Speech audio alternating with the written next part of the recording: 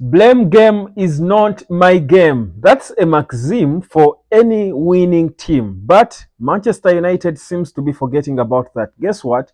After that humiliating 3-1 loss to Brighton at Old Trafford, everyone in Manchester United is looking for who to blame. From the Glazers, that's the owners, the players, the manager, and perhaps the fans themselves.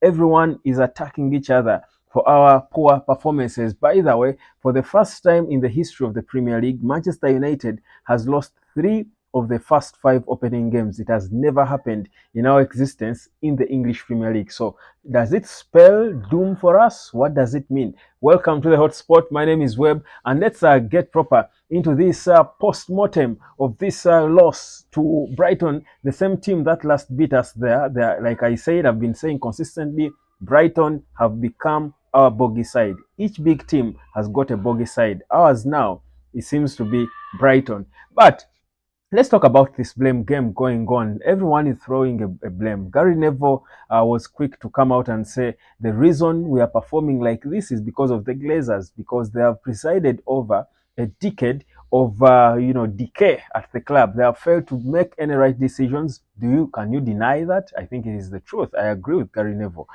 but also after that loss, people were quick to call for Eric Ten Hag's head. I've heard people say Ten Hag out, and question would be who should come in if he goes. Yes, you can say he should go out, but who should replace him? Because we've had this so many times. Coaches have come, and at some point they have looked like they are improving us. Things start falling apart. Sack him. Sacked, another one comes. So are we going to go into that circle of bringing a coach, giving him money, he spends on his flops, then after we sack him? Are we just going to keep doing that the way Chelsea used to do? There are things with Roman Abramovich. I don't think that's United. I don't think that's the United I support. I don't think that's the United I love. I think the United I love is one that understands that football is a process. It's not a 1 day or 1 year event. If you bring a new manager, give him time to build. And to be honest, I think Eric Ten Hag is building something, and we can see it. Even in the loss, the painful losses at OT, we can see what Eric Ten Hag is trying to build. So give the guy some credit. Will he make mistakes? Yes. Sometimes the game gets too much for you. To be honest, after that game, he was asked about the decision to pull off Rasmus Højlund and the fans' reaction, and his response was interesting. That it was good what the fans did. They showed that they love the player, and it's good for him having been only making his debut at home and all. But it was not convincing because he went on to say that he came with a small issue and Højlund could not play. He's not yet ready for a full 90 minutes, and I'm thinking, he should, because first of all, if we are looking at the same player, Højlund did not show any signs of being tired. Not at all, not for 1 second. I actually thought at the time he was withdrawn, he was more fired up, and you'd feel it in you that maybe a goal is looming, a goal is near. And then shoo, he's pulled off. So for me, I don't really believe that. But anyhow, that said, I think Højlund proved himself. He was only denied by the selfishness of Marcus Rashford. And again, as the blame game continues, for me, I quickly, I think among the so many problems we have, I think the first blame for that loss for me was Marcus Rashford, who was our better player on the day. So you make all the good runs and then you spoil. It's like in my vernacular. There is a saying we have that you wash your clothes and then you pin them to dry, on a dirty surface.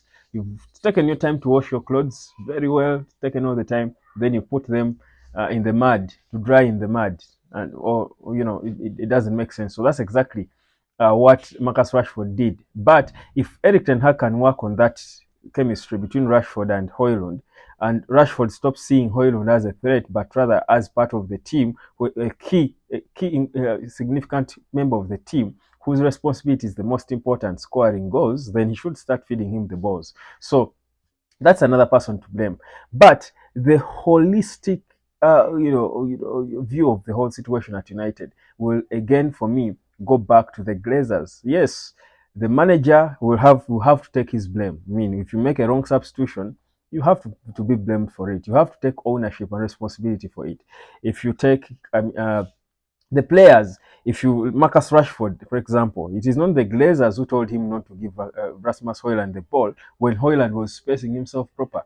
So that cannot be blamed on the Glazers. Yes, that is true.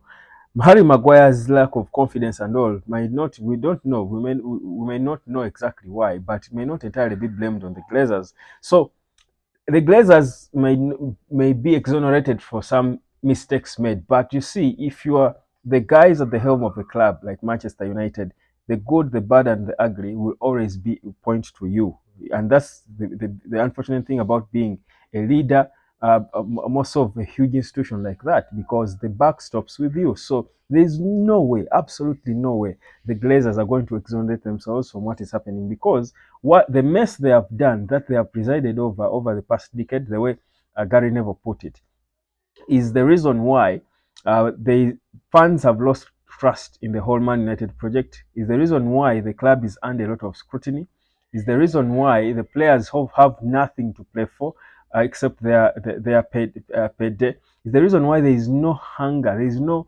identity from players when it comes to the club. You don't feel like the players have something to die for. They won't die for these owners. So you cannot exonerate the Glazers out of this. I think they're the biggest problem because they're at the top of the club. Because if certain things were being done right, I have reservations about the fitness of our players, for example. Like Cristiano Ronaldo revealed, I actually don't think the facilities we have are able to match the facilities at other clubs that we are seemingly competing with. We don't have the topmost facilities as a club as Manchester United. We're a little behind when it comes to that.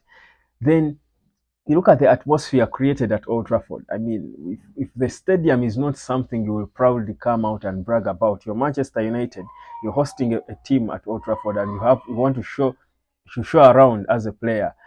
Is the Old Trafford a facility we would proudly go and brag about as players? No, and that should be blamed on the Glazers. So all that has its toll on the players, but also on the fans, on the fan base. Because if the energy from the fan base is not positive, because of dirty toilets, because of broken seats, because of leaking stands, then obviously that energy, they're never going to. What energy are they passing to the players as the 12th player?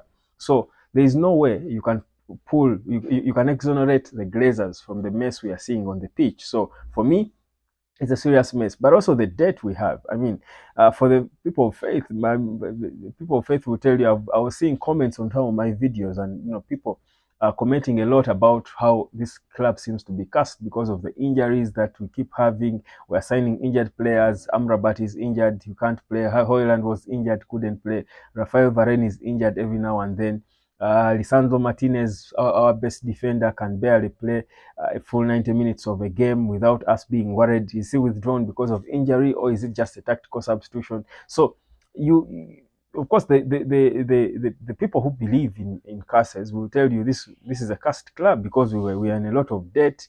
So it's a huge mess, and there is no way you can look away from the Glazers. But what is known is that for a fact, players now have got to take responsibility, because there is not going to be a special window for Man United.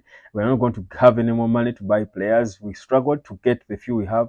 Some on loan, who players would have preferred to buy. So we have financial issues. So there is no plan. Even in January, I'm not sure we are going to sign a lot of players. So we just need to work with what we have. Do we have players good enough to beat a team like Brighton at Old Trafford? Absolutely.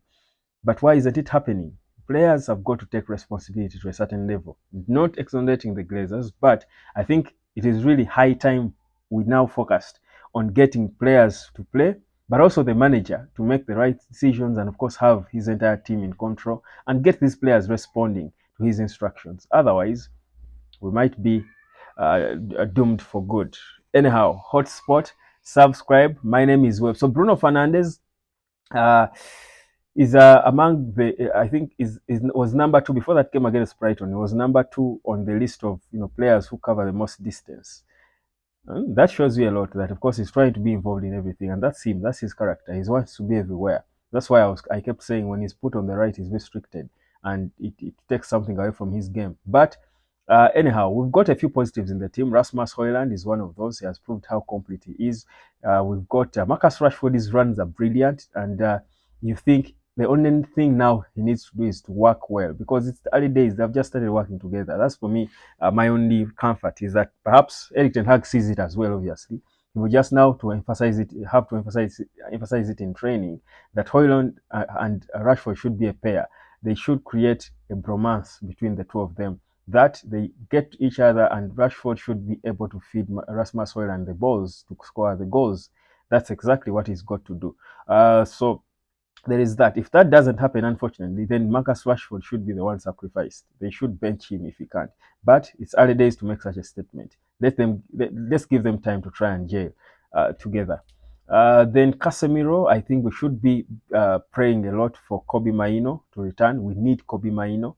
I will be dropping a video on Maino and what will add to this team. Young as he is, I'll tell you, we do need him fit because we've seen how exposed Casemiro can be. More so if he's not playing with a second natural holding midfielder. We wonder how it will look with Amrabat in. We hope Amrabat will be available for the trip to Bayern. But Casemiro, trust you me, is overstretched. His best is way behind him. We need to be realistic and look forward to players who are going to help us in the longer term. That said, generally, there is progress in this team. And for me, I've not lost hope. 5 games, worst start to a Premier League season, nothing worrying for me. We are not competing for the title, not at all. I've never felt like we are. I've told you before, even when we are signing these Onanas and Højlunds of this world, I told you our focus and target should not be winning the title. It should be looking better and improving in areas that were clearly poor, were clearly bad at in the last season. And for me, that's what I'm focusing on most. Where we stop, I wouldn't be surprised if we finished outside the top 4, to be honest, with how we are looking. But it is okay. We can finish outside the top 4, but improving, because guys, we've been so bad. We've been so bad. Some of you just don't want to appreciate, to be humble. Swallow humble pie and accept that, guys, you've been so bad and a lot of work needs to be done. Actually, guys, we've been so bad and a lot of work actually is being done. You can see we are able to put a couple of good passes together, able to try and build something together. Before, you wouldn't exactly say the same. Even the games we were winning, we were just fumbling into victories. So, guys, let's take it slow, but let's not lose hope. Hotspot, subscribe. My name is Webb. It's a Sunday afternoon. I'll be back with more.